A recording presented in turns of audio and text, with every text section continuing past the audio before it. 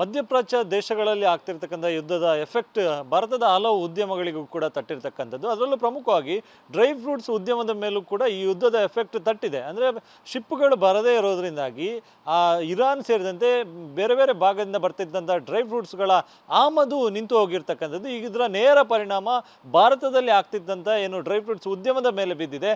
ಅದರಲ್ಲೂ ಪ್ರಮುಖವಾಗಿ ಮಂಗಳೂರಿನಲ್ಲೂ ಕೂಡ ರೀಮ್ ಟ್ರೇಡರ್ಸ್ ಎನ್ನುವಂಥ ಒಂದು ಸಂಸ್ಥೆ ಇದೆ. ಸೊ ಅದು ಕೂಡ ಇರಾನ್ ಸೇರಿದಂತೆ ಬೇರೆ ಬೇರೆ ಭಾಗ ಡ್ರೈ ಫ್ರೂಟ್ಸ್ ಅನ್ನು ಆಮದು ಮಾಡ್ತಾ ಇತ್ತು.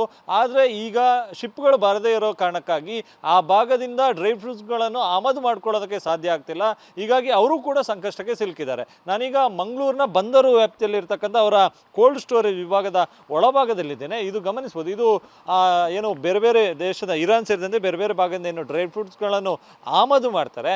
ಸೊ ಆಮದಾಗುವಂಥ ಡ್ರೈ ಫ್ರೂಟ್ಸ್ಗಳನ್ನು ಈ ಒಂದು ಕೋಲ್ಡ್ ಸ್ಟೋರೇಜ್ನಲ್ಲಿ ಇಡಲಾಗುತ್ತೆ. ಅಂದರೆ ಸಾಕಷ್ಟು ದಿವಸಗಳ ಕಾಲ ಅದನ್ನು ಸಂರಕ್ಷಣೆ ಇಡಬೇಕಾದ ಕಾರಣಕ್ಕಾಗಿ ಸೊ ಅದನ್ನು ಈ ಒಂದು ಕೋಲ್ಡ್ ಸ್ಟೋರೇಜ್ನಲ್ಲಿ ಇಡಲಾಗ್ತದೆ. ಮತ್ತು ಈ ಭಾಗದಿಂದ ಇವರು ಪ್ರಮುಖವಾಗಿ ಏನು ಪ್ರಮುಖವಾಗಿ ದಕ್ಷಿಣ ಭಾರತದ ಹಲವು ರಾಜ್ಯಗಳಿಗೆ ಈ ಡ್ರೈ ಫ್ರೂಟ್ಸ್ಗಳನ್ನು ಸರಬರಾಜು ಅಂದರೆ ಇಲ್ಲಿಂದ ಅವರು ಮಾರಾಟವನ್ನು ಮಾಡ್ತಾರೆ. ಪ್ರಮುಖವಾಗಿ ಸಾಕಷ್ಟು ಡಿಮ್ಯಾಂಡ್ ಕೂಡ ಇರುತ್ತೆ. ಇವರು ಪ್ರಮುಖವಾಗಿ ಏನು ಈ ಖರ್ಜೂರ ಏನಿದೆ, ಖರ್ಜೂರವನ್ನು ಹೆಚ್ಚಾಗಿ ಇಂಪೋರ್ಟ್ ಮಾಡುವಂಥದ್ದು. ಅದರಲ್ಲೂ ಪ್ರಮುಖವಾಗಿ ಈ ಖರ್ಜೂರ ಹೆಚ್ಚಾಗಿ ಇರಾನ್ನಿಂದಲೇ ಬರುವಂಥದ್ದು. ಸೊ ಸದ್ಯ ಇರಾನ್ನಲ್ಲಿ ಯುದ್ಧ ಆಗ್ತಿರೋದು ಕಾರಣಕ್ಕಾಗಿ ಯಾವುದೇ ಶಿಪ್ಗಳು ಕೂಡ ಬರ್ತಾ ಇಲ್ಲ. ಸೊ ಹೀಗಾಗಿ ಸಾಕಷ್ಟು ಇದರ ಎಫೆಕ್ಟ್ ಈ ಡ್ರೈ ಫ್ರೂಟ್ಸ್ ಉದ್ಯಮದ ಮೇಲೆ ಬೀರಿರ್ತಕ್ಕಂಥದ್ದು. ಈ ವಿಚಾರದ ಕುರಿತಂತೆ ಮಾತನಾಡೋಕ್ಕೆ ಇದೀಗ ನಮ್ಮ ಜೊತೆ ಸಂಸ್ಥೆ ಮಾಲೀಕರಿದ್ದಾರೆ, ಅವ್ರು ಮಾತಾಡ್ತೇನೆ. ಸರ್, ಈಗಾಗಲೇ ಯುದ್ಧ ಆಗ್ತಾ ಇದೆ, ಸೊ ಶಿಪ್ಗಳು ಬರ್ತಾ ಇಲ್ಲ. ಸೊ ಇದರ ಎಫೆಕ್ಟ್ ಡ್ರೈ ಫ್ರೂಟ್ಸ್ ಉದ್ಯಮದ ಮೇಲೆ ಯಾವ ರೀತಿ ತಟ್ಟಿದೆ ಅಂತೇಳಿ? ಇದರದ್ದು ಎಫೆಕ್ಟ್ ಈಗ ಒಂದು ರೇಟ್ ಇಮಿಡಿಯೇಟ್ ಹೆಚ್ಚಾಗಿದೆ, ಸೆಕೆಂಡ್ ಶಾರ್ಟೇಜ್ ಇದೆ. ಸೊ ಓವರಾಲ್ ಒಂದು ಮಾರ್ಕೆಟಿಯಲ್ಲಿ ಈಗ ಶಾರ್ಟೇಜ್ ಇದೆ, ರೇಟ್ ಹೆಚ್ಚಾಗಿದೆ. ಈಗ ನೀವು ಯಾವ ಭಾಗದಿಂದ ಅಂದರೆ ಯಾವ ದೇಶದಿಂದ ಯಾವ್ಯಾವ ಡ್ರೈ ಫ್ರೂಟ್ಸನ್ನು ಆಮದು ಮಾಡ್ತಾ ಇದ್ರಿ ಅಂತ? ಈಗ ಮೇನ್ ಇದು ಇರಾನಲ್ಲಿ ಈಗ ಡ್ರೈ ಫ್ರೂಟ್ಸ್ ಇರುವಂಥ ಐಟಮ್ ಒಂದು ಮೇನ್ ಬಾದಾಮ್ ಇದೆ, ಮತ್ತು ಅಲ್ಲಿ ಫಿಗ್ ಇದೆ. ಇರಾನಿಂದ ಇಂಡಿಯಾಗೆ ಬರುವ ಎಲ್ಲದಕ್ಕಿಂತ ಹೈಯೆಸ್ಟ್ ಬರುವ ಐಟಮ್ ಇರಾನಿಂದ ಖರ್ಜೂರ. ಸೊ ಖರ್ಜೂರ ಒಂದು 60% ಇಂಡಿಯಾದು ವಾಲ್ಯೂಮಲ್ಲಿ 60% ಖರ್ಜೂರ ಬರೋದು ಇರಾನಿಂದ. ಸೊ ಅದೊಂದು ಮೇಜರ್ ಎಫೆಕ್ಟ್ ಆಗ್ತದೆ. ಒಂದು ಒಳ್ಳೆ ವಿಷಯ ಅಂತ ಹೇಳಿದರೆ, ನಮ್ಮದು ಈ ರಂಜಾನ್ ಸೀಸನ್ದು ಮೇನ್ ಒಂದು ಬರುವಂಥ ಒಂದು ವಾಲ್ಯೂಮ್ ಅದೊಂದು ಬಂದು ತಲುಪಿದೆ ಎಲ್ಲರಿಗೆ ಇಂಡಿಯಾದಲ್ಲಿ. ಸೊ ಅದಾದ ಮೇಲೆ ರೀಫಿಲ್ ಆಗುವಂತೆ ಅದಕ್ಕೆ ಸ್ವಲ್ಪ ಈಗ ನೋಡಲಿಕ್ಕೆ ಉಂಟು. ಅಲ್ಲಿ ಇರಾನ್ದು ಈಗ ಪರಿಸ್ಥಿತಿ ಏನಂದರೆ, ಅಲ್ಲಿ ಪೋರ್ಟು ಓವರಾಲ್ ಒಂದು ವಾಲಟೈಲ್ ಆಗಿದೆ. ಸೊ ಬೇರೆ ಮತ್ತೊಂದು ಪ್ರಾಬ್ಲಮ್ ಏನಂದರೆ, ಈಗ ಸೌದಿದು ಖರ್ಜೂರ ಆಗಲಿ, UAE ಆಗಲಿ, ಗಲ್ಫದ್ದು ಬೇರೆ ಎಲ್ಲಿಂದ ಸಹ ಖರ್ಜೂರ ಬರ್ತಾ ಇಲ್ಲ. ಅಂದರೆ ಸ್ಟ್ರೈಟ್ ಆಫ್ ಹಾರ್ಮೋಸ್ ಹೇಳುವಂಥ ಈಗೊಂದು ಕ್ಲೋಸ್ ಆಗಿದ್ದಾಗೆ ಇದೆ. ಯಾವುದು ಅಲ್ಲಿ ಸೇಲ್ ಮಾಡಲಿಕ್ಕೆ ಇವರು ಬಿಡ್ತಾ ಇಲ್ಲ. ಸೊ ಓವರಾಲ್ ಒಂದು ಶಾರ್ಟೇಜ್ ಉಂಟು, ರೇಟ್ ಸಹ ಹೆಚ್ಚಾಗಿದೆ. ಇದ್ರದ್ದು ಈಗ ಈ ಸಿಚುವೇಶನ್ ಬೆಟರ್ ಆದರೆ ಬಹುಶಃ ಇದು ಸಪ್ಲೈ ಚೈನ್ ಒಂದು ಕರೆಕ್ಟ್ ಆಗ್ಬೋದು. ಎಲ್ಲದಕ್ಕಿಂತ ದೊಡ್ಡ ಪ್ರಾಬ್ಲಮ್ ಲಾಜಿಸ್ಟಿಕ್ ಪ್ರಾಬ್ಲಮ್. ಈಗ ಅಫ್ಘಾನಿಸ್ತಾನದಲ್ಲೂ ಕೂಡ ಡ್ರೈ ಫ್ರೂಟ್ಸ್ ಬರುತ್ತೆ. ಸೊ ಅದು ಬರೋದಾದರೆ ಶಿಪ್ ಯಾವ ರೂಟ್ ಮೂಲಕ ಬರುತ್ತೆ ಮತ್ತು ಅಲ್ಲಿಗೆ ಏನು ಸಮಸ್ಯೆ ಆಗಿರೋದು? ಅಫ್ಘಾನಿಸ್ತಾನದ ಇಶ್ಯೂ ಬೇರೆನೇ ಆಗಿದೆ. ಅಫ್ಘಾನ್ದು ಬಾರ್ಡರ್ ಪಾಕಿಸ್ತಾನದ ಬಾರ್ಡರ್ ನಮ್ಮಲ್ಲಿತ್ತು. ಆದರೆ ಈಗ ಪಾಕಿಸ್ತಾನ ಕಂಪ್ಲೀಟ್ ಬಾರ್ಡರ್ ಸೀಲ್ ಮಾಡಿದ್ದಾರೆ. ಅಫ್ಘಾನ್ ಅವರಿಗೆ ಇಂಡಿಯಾಕ್ಕೆ ಬೈ ರೋಡ್ ಬರಲಿಕ್ಕೆ ಐಟಮ್ ಮುಂಚೆ ಬರ್ತಾ ಇತ್ತು, ಬೈ ರೋಡ್ ವಾಘಾ ಬಾರ್ಡರ್ ಆಗಿ. ಈಗ ಬರ್ತಾ ಇಲ್ಲ. ಎರಡು ರೀಸನ್ ಉಂಟು. ಅಫ್ಘಾನ್ ಪಾಕಿಸ್ತಾನದ್ದು ರಿಲೇಷನ್ಶಿಪ್ ಒಳ್ಳೆಯಿಲ್ಲ, ನಾವು ಸಹ ಇಲ್ಲಿ ಅವ್ರಿಗೆ ಟ್ರೇಡ್ ಮಾಡಲಿಕ್ಕೆ ಬಿಡ್ತಾ ಇಲ್ಲ. ಸೊ ಬೈ ರೋಡ್ ಯಾವುದು ಅಫ್ಘಾನಿಂದ ಬರ್ತಾ ಇಲ್ಲ. ಅಫ್ಘಾನ್ದು ಐಟಮ್ ಈಗ ಏನು ಆಗ್ತಾ ಇತ್ತು ಅಂದರೆ, ಬಂದರ್ ಅಬ್ಬಾಸ್ ಇರಾನ್ಗೆ ಹೋಗಿ ಇರಾನಿಂದ ಇಂಡಿಯಾಗೆ ಬರ್ತಾ ಉಂಟು. ಈಗ ಬಂದರ್ ಅಬ್ಬಾಸ್ ಹೇಳೋ ಜಾಗ ಇರಾನ್ದು ಪೋರ್ಟು ಅಲ್ಲಿ ಕ್ಲೋಸ್ ಆಗಿದೆ. ಕ್ಲೋಸ್ ಆದ ಕಾರಣ ಅಫ್ಘಾನಿಗೆ ಈಗ ರೂಟ್ ಇಲ್ಲ. ಅಫ್ಘಾನ್ದು ಯಾವುದು ಐಟಮ್ ಇಂಡಿಯಾಗೆ ಬರ್ತಾ ಇಲ್ಲ. ಅಫ್ಘಾನ್ ಇಂಡಿಯಾದಲ್ಲಿ ಒಂದು ಡ್ರೈ ಫ್ರೂಟ್ ಸಪ್ಲೈಯರ್ ಆಗಿರ್ತದೆ. ಇಂಡಿಯಾದೊಂದು ದೊಡ್ಡ ವಾಲ್ಯೂಮ್ ಬರೋದೇ ಡ್ರೈ ಫ್ರೂಟ್ಸ್ ಅಫ್ಘಾನಿಂದ. ಸೊ ಅಫ್ಘಾನಿಂದ ಮೇನ್ ಡ್ರೈ ಫ್ರೂಟ್ಸ್ ಬರೋದು ನಿಂತಿದೆ ಈಗ. ಸೊ ಇದೊಂದು ಮತ್ತೊಂದು ಡೆವಲಪ್ಮೆಂಟ್. ಮತ್ತು ಬೇರೆ ಕಡೆಯಿಂದೆಲ್ಲ ಬರ್ತಾ ಉಂಟು. ಈಗ USA ಆಗಲಿ ಬೇರೆ ಕಡೆ ಎಲ್ಲ ಇದೆ, ಅದು ಬರ್ತಾ ಉಂಟು. ಆದರೆ ಅಫ್ಘಾನ್ದೊಂದು ಮೇಜರ್ ಎಫೆಕ್ಟ್ ಆಗಿದೆ. ಈಗ ನಿಮ್ಮ ಸಂಸ್ಥೆಗೆ ಲಾಸ್ಟ್ ಬಂದಿರೋದು ಯಾವಾಗ, ಮತ್ತು ಬಂದಿರೋ ಸ್ಟಾಕ್ ಇದೆಯಾ ಅಥವಾ ಎಲ್ಲ ಖಾಲಿ ಆಗಿದೆ ಹೇಗೆ? ನಮ್ಮಲ್ಲಿ ಈಗ ನಾವು ಸ್ವಲ್ಪ ಲಾಂಗ್ ರನ್ ಸ್ಟಾಕ್ ಇಡ್ತೇವೆ.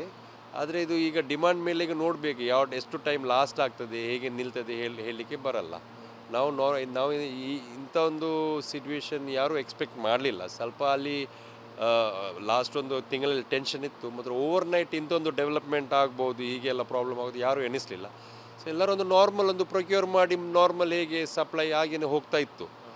ಇದೊಂದು ನಮ್ಮನ್ನೇ ಒಂದು ಅನ್ಎಕ್ಸ್ಪೆಕ್ಟೆಡ್ ಡೆವಲಪ್ಮೆಂಟ್ ಹೇಳ್ಬೋದು. ಈಗ ಯಾವುದೇ ವಸ್ತು ಇಂಪೋರ್ಟ್ ಆಗದಿದ್ದರೆ ಸ್ಟಾಕ್ ಇರೋದಿಲ್ಲ, ಸ್ಟಾಕ್ ಖಾಲಿ ಆಗುತ್ತೆ, ಡಿಮ್ಯಾಂಡ್ ಹೆಚ್ಚಾಗುತ್ತೆ. ಸೊ ಡಿಮ್ಯಾಂಡ್ ಹೆಚ್ಚಾಗಿದ ಕೂಡಲೇ ರೇಟ್ ಕೂಡ ಹೈ ಆಗುತ್ತೆ. ಸದ್ಯ ಈಗ ಎಷ್ಟು ಡಿಫ್ರೆನ್ಸ್ ಆಗಿದೆ ಸರ್ ಈ ಹಿಂದೆ ಮತ್ತು ಯುದ್ಧ ಆರಂಭ ಆದ ನಂತರ? ಡಿಮಾಂಡ್ ಈಗ ಸ್ವಲ್ಪ ಒಂದು ಮೇನ್ ಒಂದು ರಂಜಾನ್ದು ಮೇನ್ ಒಂದು ಡಿಮಾಂಡು, ರಂಜಾನ್ ಆಲ್ಮೋಸ್ಟ್ ಈಗ ಮುಗಿತಾ ಬಂತು. ಸೊ ಅದರದ್ದು ಒಂದು ಡಿಮಾಂಡ್ ಈ ಇಶ್ಯೂ ಸ್ಟಾರ್ಟ್ ಆಗುವ ಮುಂಚೆನೇ ಒಂದು ಇಡೀ ತಿಂಗಳದ್ದು ಒಂದು ಕವರ್ ಆಗಿ ಹೋಗಿದೆ.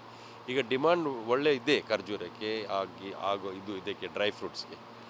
ಸ್ವಲ್ಪ ರೇಟ್ ಹೆಚ್ಚಾಗಿದೆ. ಈಗ ನೋಡಬೇಕು, ಎಲ್ಲರೊಂದು ಹೋಪ್ಸಲ್ಲಿದ್ದಾರೆ ಇದೊಂದು ಸಿಚುವೇಶನ್ ಸಾರ್ಟ್ ಔಟ್ ಆಗ್ಬೋದು, ಆದರೆ ಬೇಗನೆ ಒಂದು ಸರಿ ಆಗ್ಬೋದು ಹೇಳಿ ಅಂತೊಂದು ಇದರದ್ದು ಉಂಟು. ಈಗ ನಿಮ್ಮ ಸಂಸ್ಥೆಯಿಂದ ಯಾವ್ಯಾವ ರಾಜ್ಯಗಳಿಗೆ ಇಲ್ಲಿಂದ ಸಪ್ಲೈ ಆಗುತ್ತೆ ಸರ್? ನಾವೊಂದು ಸೌತ್ ಇಂಡಿಯಾದಲ್ಲಿ ಆಲ್ಮೋಸ್ಟ್ ಎಲ್ಲ ಸ್ಟೇಟಿಗೆ ಕೊಡ್ತಾ ಇದ್ದೇವೆ.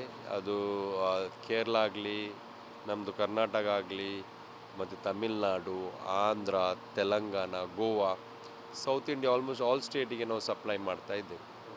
ಈಗ ಯುದ್ಧ ಅಂತ ಅಂದಾಗ ಇಂಥದ್ದೇ ದಿನಕ್ಕೆ ಮುಗಿಯುತ್ತೆ ಅಂತ ಅಂದಾಜು ಮಾಡೋದಕ್ಕೆ ಆಗೋದಿಲ್ಲ. ಸೊ ತಮ್ಮಲ್ಲಿ ಏನು ಆತಂಕ ಇದೆ, ಯಾವಾಗ ಮುಗಿಬೋದು, ಮುಗಿಯದಿದ್ರೆ ಏನು, ಮುಗಿದ್ರೆ ಏನು, ಸೊ ಏನಿದೆ ಅಂತೇಳಿ? ಈಗೆಲ್ಲ ಏನಾಗಿದೆ ಅಂದರೆ, ನಾವೆಲ್ಲ ಒಂದು ಡ್ರೈ ಫ್ರೂಟ್ ಫ್ರೆಟರ್ನಿಟಿ ಅವರು ಒಂದು ಈಗ ನಾನು ಯಾರು ಈ ಖರ್ಜೂರಿಗೆ ಯಾರಿಗೆ ಬೇಕಾದರೆ ಒಬ್ಬ ಹೋಲ್ಸೇಲರ್ ಆಗಿರುವ ಬಾಂಬೆ ಆಗಲಿ, ಮುಂಬೈ ಆಗಲಿ, ಬೇರೆ ಕಡೆ ನನ್ನ ಹತ್ರ ಎಕ್ಸಸ್ ಇದೆ, ನಾನು ಅವರಿಗೆ ಕೊಡ್ತಾ ಇದ್ದೆ, ಅವ್ರ ಹತ್ರ ಇದ್ದರೆ ನಮಗೆ ಕೊಡ್ತಾ ಅಂತ ಒಂದು ಅಂಡರ್ಸ್ಟ್ಯಾಂಡಿಂಗಲ್ಲಿ ಹೋಗ್ತಾ ಉಂಟು. ಎಷ್ಟು ಟೈಮ್ ತನಕ ಹೋಗ್ತದೆ ನೋಡಬೇಕು. ಬೇರೆ ಇಂಪೋರ್ಟರ್ ಅವರು ಸಹ ಇದ್ದಾರೆ. ಸೊ ನಾವಲ್ಲೊಂದು ಅಂಡರ್ಸ್ಟ್ಯಾಂಡಿಂಗಲ್ಲಿ ಈಗ ಒಂದು ಸಪ್ಲೈ ಆಗ್ತಾ ಉಂಟು. ಮೇನ್ ಒಂದು ರೇಟಲ್ಲಿ ಡಿಫ್ರೆನ್ಸ್ ಬರ್ತಾ ಉಂಟು. ರೇಟ್ ಒಂದು ಆಲ್ರೆಡಿ ಒಂದು ಎಫೆಕ್ಟ್ ಆಗಿದೆ. ಸೊ ರೇಟ್ದೊಂದು ಜಂಪ್ ಆಗಿದೆ. ಇದು ಪ್ರೊಕ್ಯೂರ್ಮೆಂಟ್ ನೋಡಬೇಕು. ಈಗ ಸ್ವಲ್ಪ ಟೈಮ್ ಆಗಿ ಎಲ್ಲ ಸರಿ ಆಗ್ಬಹುದು ಒಂದು ಧೈರ್ಯದಲ್ಲಿದ್ದಾರೆ ಎಲ್ಲರೂ. ಸೊ ಈಗ ಇನ್ನೊಂದು, ಭಾರತಕ್ಕೆ ಬರುವಂಥ ಶಿಪ್ಗಳಿಗೆ ಒಂದಿಷ್ಟು ವಿನಾಯಿತಿ ಕೊಡುವ ರೀತಿ ಇರಾನ್ ಕಾಣಿಸ್ತಿದೆ. ಸೊ ಅದು ಎಮರ್ಜೆನ್ಸಿ ಬೇಕಾದಂಥ ಉತ್ಪನ್ನಗಳಿಗೆ ಅಥವಾ ಕಾರ್ಗೋಗೆ ಕೊಡ್ತಾ, ಸೊ ಅದ್ರ ಬಗ್ಗೆ ಏನಾದರೂ ಕ್ಲಾರಿಟಿ ಇದೆಯಾ? ಅದರ ಬಗ್ಗೆ ಏನೂ ಕ್ಲಾರಿಟಿ ಇಲ್ಲ. ಈಗ ಲೇಟೆಸ್ಟ್ ಡೆವಲಪ್ಮೆಂಟ್ ಏನು ಹೇಳಿದರೆ, ಈ ಕ್ರೂಡ್ ಆಯಿಲ್ ಗ್ಯಾಸ್ ಬರುವಂಥದ್ದಕ್ಕೆ ಆಲ್ರೆಡಿ ಒಂದು ಇರಾನ್ದವರೊಂದು ಅಂಡರ್ಸ್ಟ್ಯಾಂಡಿಂಗಿಗೆ ಬಂದಿದ್ದಾರೆ. ಆದರೆ ಈ ಕಾರ್ಗೋ ಶಿಪ್ ಬಗ್ಗೆ ಯಾರಿಗೆ ಅಂತ ಐಡಿಯಾ ಇಲ್ಲ. ಬಹುಶಃ ನಮ್ಮ ಕಾರ್ಗೋ ಶಿಪ್ ಸಹ ಒಂದು ಬೇಗನೆ ಒಂದು ಕ್ಲಿಯರ್ ಆಗುವಂಥ ಒಂದು ಹೋಪ್ಸ್ ಎಲ್ಲರಿಗಿದೆ. ಸೊ ಅದಾದರೆ ಇದು ಸ್ವಲ್ಪ ಈ ಡ್ರೈ ಫ್ರೂಟ್ಸ್ ಮತ್ತು ಬೇರೆ ಖರ್ಜೂರೆಲ್ಲ ಕ್ಲಿಯರ್ ಆಗ್ಬೋದು. ಇರಾನ್ದು ಒಂದು ಸ್ವಲ್ಪ ಅಲ್ಲಿದು ಪರಿಸ್ಥಿತಿ ಒಳ್ಳೆಯಿಲ್ಲದ ಕಾರಣಕ್ಕೆ ಯಾವಾಗ ಹೇಗೆ ನಿಲ್ತದೆ ಹೇಳಲಿಕ್ಕೆ ಬರಲ್ಲ. ಈಗ ಉದ್ಯಮ ಅಂತ ಅಂದಾಗ ಸಾಕಷ್ಟು ಮಂದಿ ಇನ್ವೆಸ್ಟ್ ಮಾಡಿರ್ತಾರೆ, ಒಂದಿಷ್ಟು ಕಾರ್ಮಿಕರಿರ್ತಾರೆ, ಅದನ್ನು ಅವಲಂಬಿಸಿಕೊಂಡು ಬೇರೆ ಬೇರೆ ಚೈನ್ ಲಿಂಕ್ ಇರುತ್ತೆ.